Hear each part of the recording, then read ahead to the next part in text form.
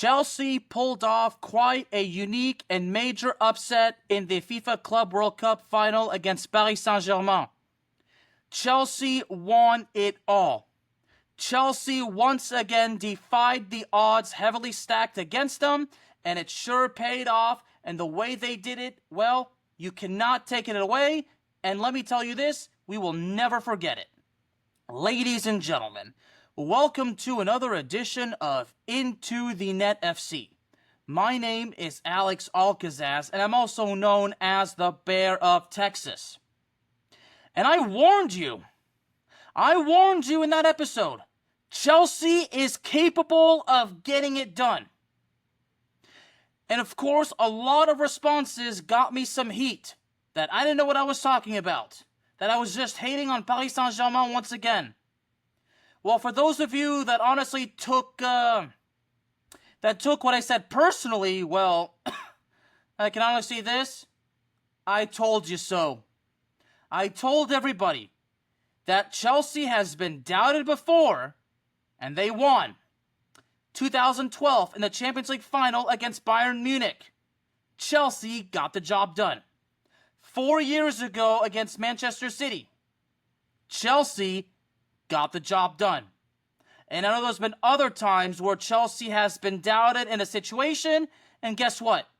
They got the job done, and Chelsea has done it once again. Paris Saint-Germain got humbled. And it's really, really sad for Paris Saint-Germain in the knockout stage to eliminate Inter Miami, Bayern Munich, Real Madrid on the way, and to get overwhelmed and badly humbled. And I don't know why I say badly humbled, but I should say humbled, very, very humbled. That's the way I should say it. So I shouldn't say badly humbled. I should just say greatly humbled. There you go. So PSG goes through that phase in the knockout stage to eliminate all the European heavyweights along with an MLS team that is very, very good with Lionel Messi. They eliminate 2 European heavyweights, Bayern Munich and Real Madrid, and PSG gets greatly humbled in the Club World Cup final. I'm not even mad, folks. Now, my heart does hurt for Ousmane Dembele because Ousmane Dembele had this perfect shot and he got denied. Man, so I will say my heart does hurt for Ousmane Dembele. But you know what? Paris Saint-Germain got the Champions League. They came up short in the FIFA Club World Cup final. So you know what? You can't win them all. You cannot win them all. And PSG has won quite a bit this season. They came up short this one time. So even this amazing PSG team, well, it's not perfect, but let's just tell the truth. Chelsea was simply the better team. Cole Palmer. I mean, that celebration. Yeah. That celebration is cold. It is cold, literally. But those 2 goals that Cole Palmer scored, my God. You know, how can you not be entertained? How can you not be entertained? I just had a feeling that something was going to happen and Chelsea was going to pull off the upset. And, again, and I kind of basically said, well, that was it. That was it. So as far as I'm concerned, Chelsea got the job done. PSG had their chances, but really could not get anything going. And again, Chelsea humbled Paris Saint-Germain almost the same way PSG humbled Real Madrid. Now, it didn't go quite the same, but I think everybody knows what I'm trying to say. So, anyway. So the game itself, well, looking at the final awards, Cole Palmer was voted best player of the tournament. Desiree Doué was voted best young player, and best goalie obviously went to Chelsea's Robert Sanchez. And Robert Sanchez making 6 saves in the final. I mean, those saves, you thought Cole Palmer's 2 goals were cold? And Robert Sanchez's saves, that was cold. I mean, it was cool. It was cool. Robert Sanchez was just so fearless. So fearless. No, Now, if Real Madrid had been in the final and Real Madrid had won the final, probably Thibaut Courtois probably would have been named best goalkeeper. But you know what? Robert Sanchez being named best goalie, I think is right. If PSG had won it and Donnarumma had made fantastic saves, then Donnarumma very likely would have been awarded the best goalie award. But again, PSG they could not score. They got beat. I mean, this is Chelsea's actually second title. So, and as far as the top scorers, there's actually a four-way tie between Angel Di Maria, Gonzalo Garcia, Serhou Guirassy, and Marcus Leonardo. All had 4 goals. Of course, Angel Di Maria plays for Benfica. Gonzalo Garcia plays for Real Madrid, and I did talk about him in a previous episode about how he did a good job filling in for Kylian Mbappe. Of course, Serhou Guirassy for Dortmund and Marcus Leonardo for Al Hilal. So, as far as I'm concerned, it was quite a unique tournament. It didn't start too well because of the attendance issues and whatnot, and the lack of intensity in some games. But of course, once the knockout stage came about, then obviously things went different. I mean, of course, PSG versus Real Madrid. Of course, it's going to be a packed house. I mean, I don't know if it was actually sold out, but I can tell you that it was definitely a very, very packed house. But and it didn't really surprise me. Again, I talked about this with a fan at my work about how Real Madrid's defense got destroyed, and he mentioned, well, when Dortmund had that scoring surge late in the game, I mean, that exposed just how weak that Real Madrid defense is, and that's absolutely true. But Chelsea just the whole game. I mean, the fact that after Cole Palmer scored that brace, I mean, I was like, at that point it's over. And when João Pedro made it 3-0 in the 43rd minute, I mean, that was it. That was it. There was no way PSG was going to recover from it. I mean, Chelsea made 3 goals on 5 shots on target. So Donnarumma made 2 saves, but Donnarumma, I think on one of the goals at least, I mean, he did actually commit a blunder according to that fan that I spoke to. Now, I didn't catch every single detail of the game, but I mean, it was a bad day, a very, very bad day for Paris Saint-Germain. Now, I know that my friend Anthony obviously enjoyed seeing Paris Saint-Germain get destroyed. Well, as far as Steve goes, well, I mean, he kind of basically mentioned the same thing about how Chelsea pulls off upsets. But as far as I know, well, I've already been asked, am I going to take the opportunity to bash Paris Saint-Germain? Well, no, because you know what? There's no need to, but now Paris Saint-Germain has a chance to, for a bit of redemption when they take on Tottenham in the UEFA Super Cup, which is, the Champions League versus the Europa League. So if PSG actually comes up short against Tottenham in an embarrassing fashion, at that point, I'm pretty sure I'm going to be justified in burying Paris Saint-Germain once again, but I sincerely hope that PSG does not make me do that, because I really don't want to do that. I really want to stay positive. But we'll see how things go. We'll see. But as far as I'm concerned, again, the game was entertaining. I mean, the fact that all 3 goals were scored in the first half, I mean, Chelsea felt so confident in themselves that, I mean, they knew that PSG was so frustrated, but they kind of knew that they had to play defense to prevent PSG's attack from coming back. So, for helping the club come back. So, but I think for PSG, in PSG's case, a couple of defensive blunders and their inability to score is what led to their downfall. I think overall, Paris Saint-Germain underestimated Chelsea. Totally underestimated Chelsea. And that was it. That was it. Man, oh man. Man, oh man. So, final thoughts on the FIFA Club World Cup match. Well, João Neves got that red card late in the game, and, well, that was certainly justified. I mean, we saw that thing with Cucurella. Take a quick look at the lineups. Well, Kvaratskhelia, Dembele, and Doué were in the front 3. And there was a 3-way midfield set and 4 defenders for Paris Saint-Germain. And Chelsea countered with Pedro being deployed as the center sole striker. And behind him you had Cole Palmer, Fernandes, and Neto. And in the midfield you had Reece James and Caicedo. And in the backfield, you had Gusto, Chaloba, Colwell, and Cucurella, and of course Sanchez in the goalie position. So, as far as man of the match goes, I would imagine that went to obviously Cole Palmer, scoring that beautiful brace, and and I think that second goal.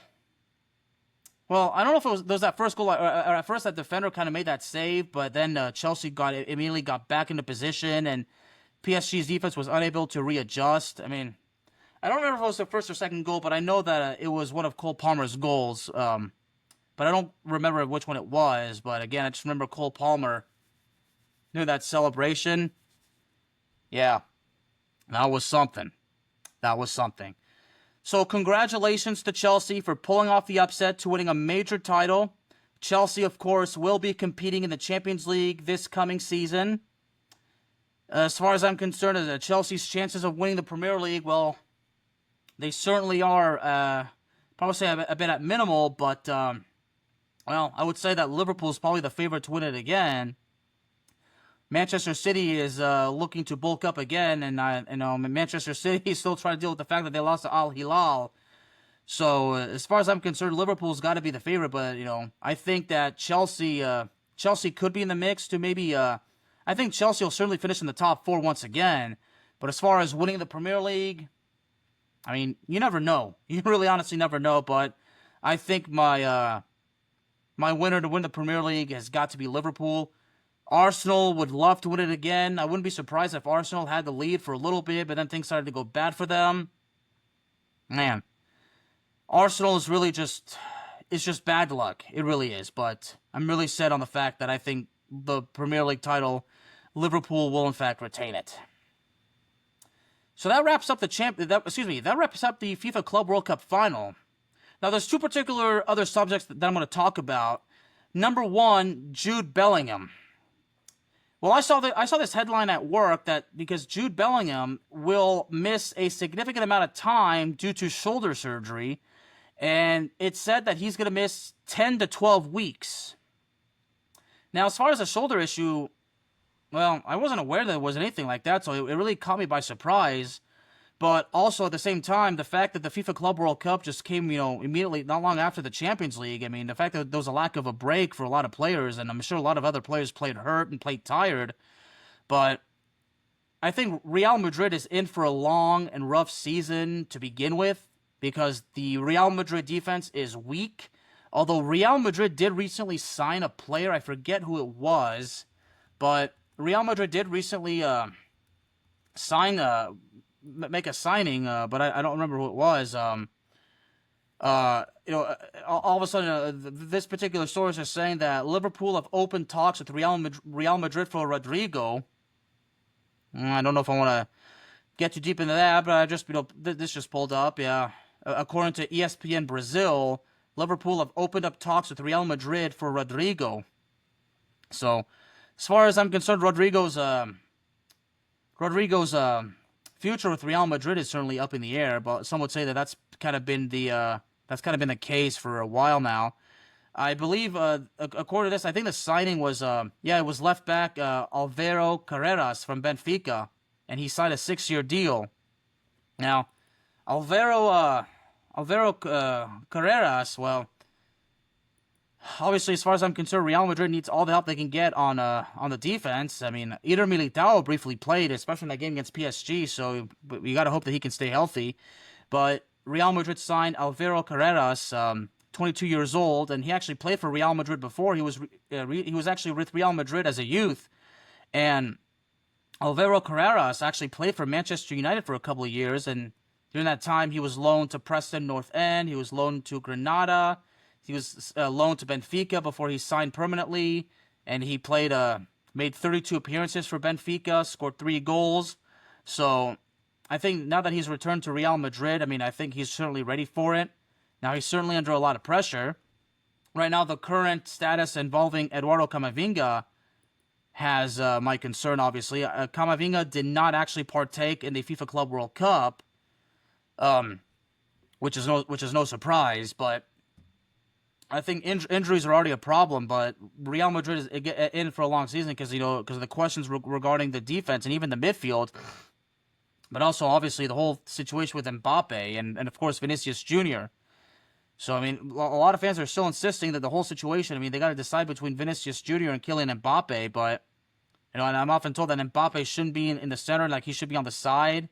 But I mean, Real Madrid's got a lot of things that they need to figure out. A lot of things. So, now back to Jude Bellingham. So, the fact that he's out for 10 to 12 weeks, that means that he's very likely to return around October. I don't know exactly when he went surgery. I'd imagine that he went, I don't want surgery, shortly after they returned to Spain after being knocked out of the FIFA Club World Cup.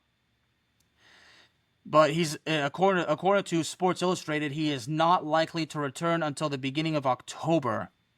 And the recovery period of 10 to 12 weeks has been touted for the England international, who will obviously be sorely missed by new Real Madrid boss Xabi Alonso at the beginning of his first season in the hot seat.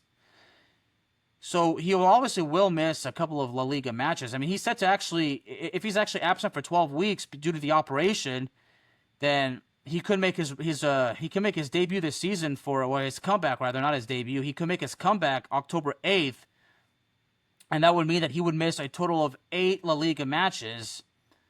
Although it says here he would be available in time for the first El Clásico of the campaign, which would be at the end of October. But I think one important match, according to this, is that Jude Bellingham would miss a match against Atletico Madrid, which would be on the road. So he would miss the opening game against Osasuna, then miss a match against Real Oviedo, who was actually recently promoted to the top flight of La Liga. Of course, a match against Mallorca, Real Sociedad, Espanyol, Levante, and of course Villarreal. Now the question is also, will he miss some Champions League matches? But obviously, Real Madrid doesn't know who they play in the Champions League next. Well, they don't know who they play yet, I should say. But now, the Real Madrid the Champions League is supposed to start, I think, in mid-September. Of course, the second league phase outing will be either September 30th or October 1st. So, according to this, he's not going to miss any Copa del Rey or Supercopa de España matches. But as far as the Champions League, he's very likely to miss at least one match. Now, again, we'll have to wait and see, but as far as the 2025-2026 Champions League, well, as far as when that starts, well, again, I'm kind of pulling it up right here. I didn't really plan actually to talk much about the upcoming Champions League. Now, the competition starts on the 16th of September, so obviously that would mean that he's going to miss a couple of matches. Now, as far as when the draw takes place, I mean, that's what I'm not entirely sure. So, because I think the qualifying phase is still happening. So, I mean, right now you see this, you see several teams that are already qualified. I mean, there's still a couple more to go. Now, Ajax is in it. Atalanta is in it. So all these other teams in Europe. I mean, Galatasaray from Turkey is in it. You have Liverpool and Manchester City. You have Chelsea. You have Marseille, Monaco, and PSG. And you have Tottenham as well. So right now, there's no seeds right now. So right now I'm just looking at the team like it's all by alphabetical order. So there's still actually about 7 spots left to play, left to qualify. So the first matches will be played on the 16th of September for the Champions League. But for right now, we're still waiting basically on excuse me, I kind of lost the draw, I should say. So as far as the group stage draw goes, but so right now I think so again the whole thing starts on September 16th, but and that's match day 1. So so I would say he's very likely to miss. Jude Bellingham will very likely miss 2 Champions League matches for Real Madrid, which is no big deal. I mean, there's a total of 8 matches in the group stage. So as far as the draw goes, I still haven't been able to find the date for the draw, but again, we'll get to that, when we get to that. But of course, I'll do an episode when the draw takes place. But I don't know exactly when the draw for the groups what will happen just yet. But again, we'll just we'll keep that day to day, and of course when when the draw happens, there will be an episode on it. So anyway, so that wraps up Jude Bellingham. Now, I actually was not really planning on doing this, but because of my good friend and my mentor, Mr. Steve Adams, told me about it. This is about Nico Williams actually snubbing Barcelona in favor of signing a 10-year deal to stay with Athletic Bilbao, or Athletic Club. I mean,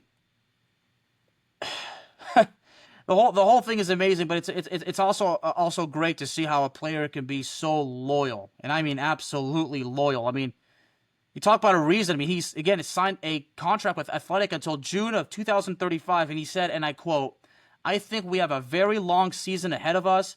We have very ambitious titles like the Champions League, which everyone would like to play in. What could be better than doing it with the club of my life? I would like to continue making history here at San Mamés with the fans, with my family, and with a lot of enthusiasm," unquote. And he joined the club when he was 11 years old. 11 years old.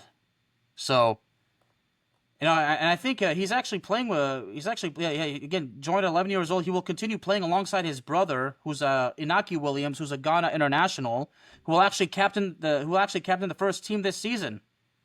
So, and Nico further said, and I quote, "We've both always dreamed of this moment. My brother is a role model for everyone, especially for me. I think he's the best person to be captain, and I can't wait to see him wearing the armband for a long time," unquote. And he further stated that family is extremely important to Athletic. Well, that's not Nico. That's the athletic director for the Athletics director of football, Michael Gonzalez. Basically said that family is extremely important to Athletic, and we are delighted to be able to continue seeing Inaki lead the team and Nico contribute to his skill. So, of course, Gonzalez described Nico as a, quote, "unique and exceptional player, and retaining this talent at Athletic is fantastic news," Gonzalez said. So obviously loyalty is a huge thing, but, you know, also Barcelona's current lineup would be crowded. I mean, could Nico Williams really fit in alongside Lamine Yamal, Lewandowski, Rafinha? I mean, there's just so many names right now at Barcelona. So now, just because he signed a 10-year deal, does that mean he's going to stay? He's going to stay at this club for the next 10 years? I mean, probably. I mean, he could have offers elsewhere. Now, Nico Williams is only, I think he's like 22, 23 years old. So, I mean, by the time he enters his prime, then obviously, I mean, there'll certainly be offers. But according to this, Barcelona was not the only team to actually attempt to acquire Nico Williams, because according to this, Bayern Munich, Arsenal, and Chelsea have also attempted to acquire Nico. So he not only turns down Barcelona, but apparently Bayern Munich, Arsenal, and Chelsea were interested in him. I mean, you turn down one European heavyweight, and several more are coming after you. I mean, just wait. Let me say this. If within the next 3 years, if Nico Williams is one of the top scorers in La Liga, and he makes a huge impact in the Champions League and in all other competitions, other teams are going to be begging to sign him. I mean, could you imagine if in about 5 years, if Real Madrid wanted to sign him? I mean, it'd be funny. Like in 2025, he snubs Barcelona, and then 5 years later, he snubs Real Madrid and everybody else in order to stay with Athletic Club.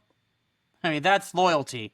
That's loyalty. I mean, apparently, according to ESPN, Barcelona actually tried to sign him a year ago, and they were prepared to pay Nico's $58 million release clause. And that $58 million is in euros. In American currency, it would be $67 million. But they were prepared to pay the release clause. Yeah. So I think it's this time around, too. So basically, because of the release clause, so Barcelona was willing and they were ready to pay for it.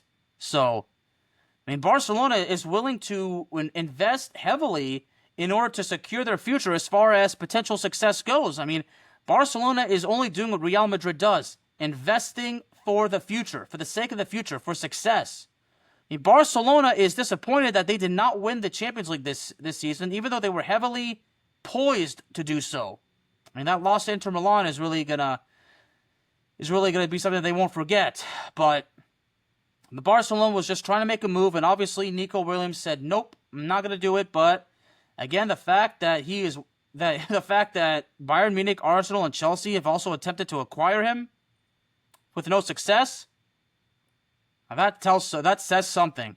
That says something. So, but also at the same time, he doesn't want to be part of a crowded, he doesn't be part of a huge crowd, because again, with Bayern Munich, you have all these other players as well, Arsenal as well, and Chelsea. So Nico Williams wants to remain loyal to the club that he's been with for pretty much his entire life. And he wants to be in a club where he knows he has a huge role, and it's going to be easier for him to be able to secure it. Because if you go to another big, if you go to like a huge European heavyweight club, I mean, with all these other players as well, I mean, you're in a crowded room. You're in a crowded room. So Nico Williams decided not to take a risk, and he wanted to stay where he was. And if he's happy there, well, you know what? That's what matters. If he's happy there, fine. Now, some would say he made the wrong decision. I would probably say, well, I don't think he did. I don't think he made the bad decision, but again, he had been linked with the move to Barcelona, Bayern Munich, Arsenal, and Chelsea, but he decided to stay where he is, and I respect it because, again, right now, he doesn't want to be basically a big fish in a crowded pond with other big fish. Like, yeah, if that makes any sense. Like, well, it's probably, yeah, I mean, I don't know if you should, yeah, I mean, those other teams like a big pond, but again, because the depth is so crowded with all these talented players, all these big names, I mean, I guess Nico Williams decided, yeah, I want to actually be where I have my spot. I have my spot here. I'm grateful for it, and I want to keep it. So basically, doesn't want to get involved in that kind of problematic drama about dealing with all these other big names. So I think Nico Williams made the right choice by staying with Athletic Bilbao or Athletic Club, Athletic Club. So and so as far as again, as far as I'm concerned, he made the right choice. So I respect his choice, and I wish Nico Williams and Athletic Club, I wish them the best, and I can't wait to see how things go for them. So, look at, once again, the La Liga standings next season. Last season, Athletic Club finished in the top 4, which means that they are competing in the Champions League group stage. So, you know what? He wants to play in the Champions League, and he wants to play with a club that he's been with pretty much his entire life. He's been there since he was 11 years old. So, you know what? This is huge for Nico Williams. This is huge for the club, and it's huge for his family, and I respect it. I absolutely respect it. So, as far as I'm concerned, whether we like it or not, I feel like it was the right decision to go, and I'm very, very happy for him. Ladies and gentlemen, as always, you can find Into the Net FC wherever you get your podcast. So please, hit that subscribe button. Hit that notification bell. That way, I know for sure that you will not miss out on any exciting upcoming content. So it's on Spotify, it's on Apple, it's on YouTube. So again, please hit that subscribe button, hit that notification bell. That way, I know for sure that you're not going to miss out on any exciting upcoming content. Thank y'all very, very much. Y'all have a good one, and God bless.